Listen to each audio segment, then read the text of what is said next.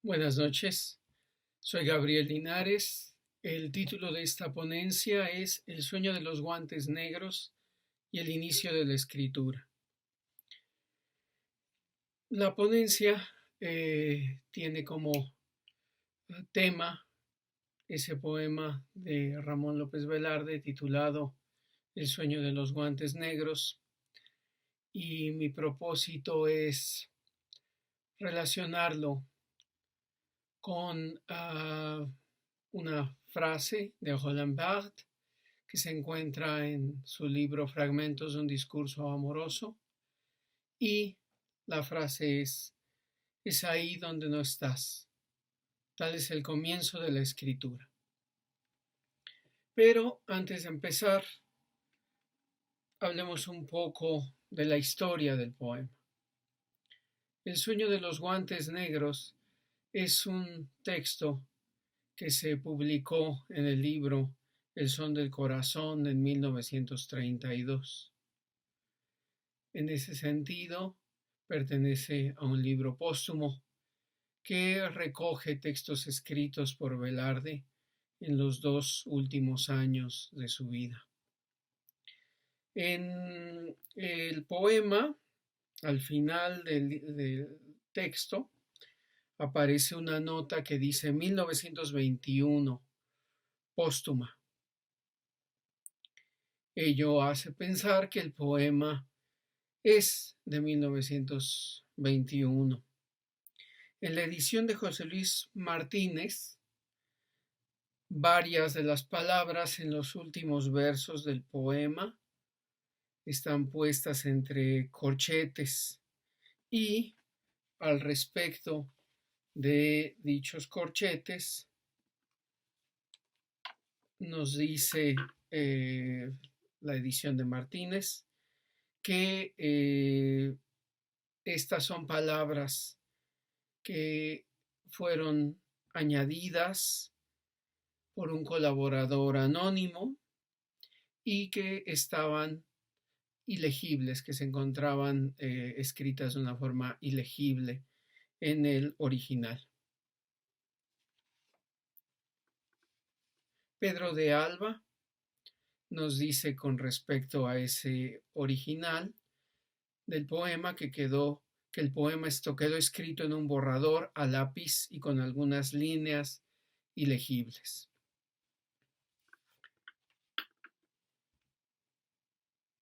El poema tiene 34 versos y está escrito en su totalidad en versos endecasílabos.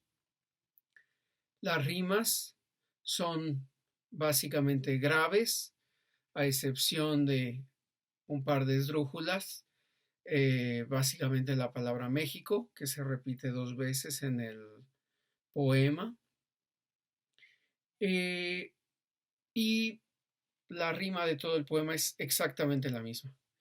Es una rima asonante en las vocales E y O. En ese sentido, todas las palabras riman en el poema con palabras importantes del título del mismo, con la palabra sueño y con la palabra negros de la frase guantes negros. Una vez que hemos descrito el poema, hablemos de él. Dediquémonos por un momento al análisis del poema. Los primeros 7 versos de este presentan el escenario del sueño al que se refiere el título. Y dicen: soñé que la ciudad estaba dentro del más bien muerto de los mares muertos. Era una madrugada del invierno y lloviznaban gotas de silencio.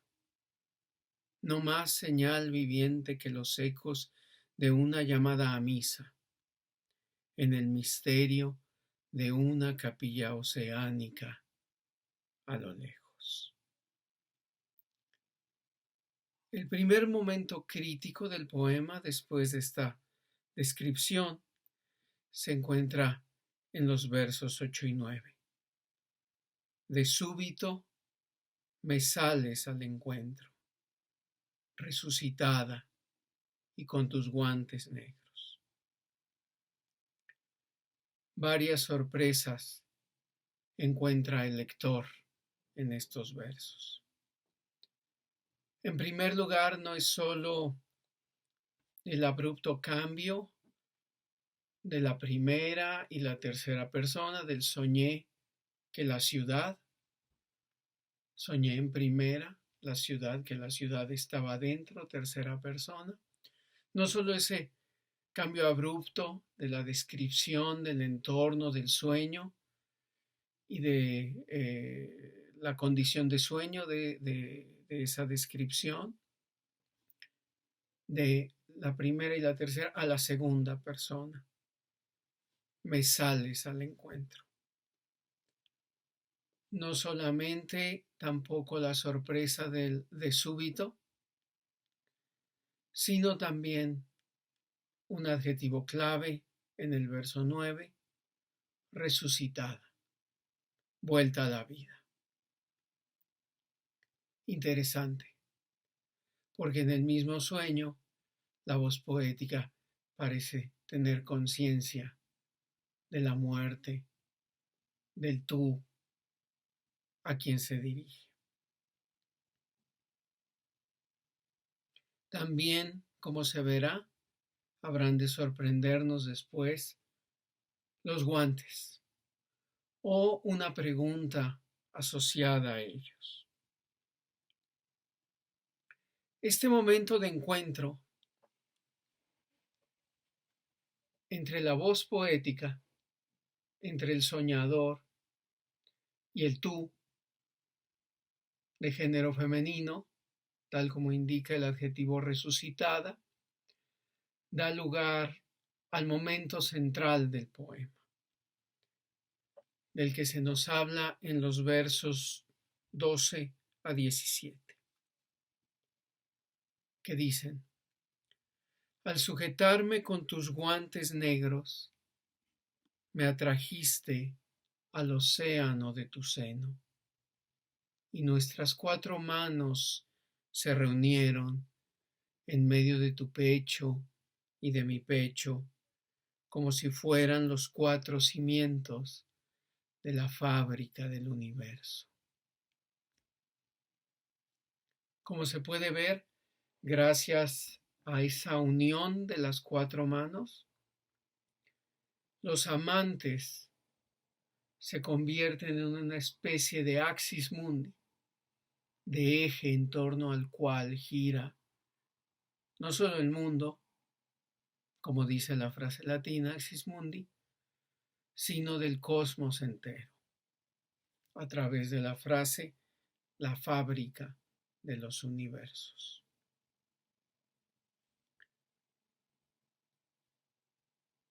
En ese sentido, los amantes se convierten no solo en este eje, sino que al ser cada una de las manos uno de los cimientos del universo, también dividen a ese universo como si fuera una mandala en 4 cuadrantes, o en 4 segmentos, o en 4 regiones, o en 4 puntos cardinales. Nótese en estos versos una variedad de efectos verbales que enfatizan la crucialidad del encuentro. Por un lado está el seno de la amada y el pecho del amado. Y las manos están reunidas al mismo tiempo en uno y otro lugar. Pero el seno de la amada es además un océano. Y recuérdese que la capilla que llama a misa en los primeros versos es definida con el adjetivo oceánica. Y nótese cómo esas manos son descritas a través de un símil, como si fueran los 4 cimientos, con la base, con el fundamento del cosmos. Y no obstante, vale la pena también señalar algo a lo que me referiré después, pero que parece ser una especie de negación de ese encuentro. Nótese cómo en primer lugar la voz poética no dice me sujetaste con tus manos, sino que me sujetaste con tus guantes negros, al sujetarme con tus guantes negros. Y nótese también cómo las manos son los fundamentos del universo, pero esto no es expresado como una metáfora, sino como un símil. En los versos 29 a 30, cercanos al final del poema, se volverá a esta imagen de los amantes como centro del universo, esta vez acudiendo a una palabra que tiene que ver con la revelación profética. Pero en la madrugada de mi sueño, nuestras manos, en un circuito eterno, la vida apocalíptica vivieron. La palabra a la que me refiero cuando hablo precisamente de una revelación profética es a la palabra apocalíptica. Esta fusión de los amantes es comunicada además de forma aún más extensa en los versos 22 al 27, cuando la voz poética dice: mi carne, sigue aquí una palabra introducida por la mano anónima que quiso interpretar las palabras ilegibles del manuscrito. Mi carne urna, esa es la palabra añadida, mi carne urna de tu ser perfecto. Quedarán ya tus huesos en mis huesos, y el traje aquel con que su cuerpo fue sepultado en el Valle de México, y el figurín aquel de pardo género que compraste en un viaje de recreo. Nótese cómo en estos versos nuevamente los cuerpos se funden, y mientras que en la sección anterior el seno de la amada era complementado por el pecho del amado, aquí los huesos de uno y otro se encuentran ambos presentes en comunión. Y no solamente el amado incluye en sus huesos a los huesos de la amada, sino también atributos que podríamos llamar metonímicos de ella, o de los huesos, al menos, como parece indicar el posesivo su, puesto que posee no solo los huesos, sino el traje comprado en el Valle de México y el figurín comprado en un viaje de recreo. No obstante esta unión, a lo largo de todo el poema, la voz poética de algún modo vuelve una y otra vez al posible vacío que ha habido en este encuentro. Me he referido ya en el caso de los versos 12 al 17 a la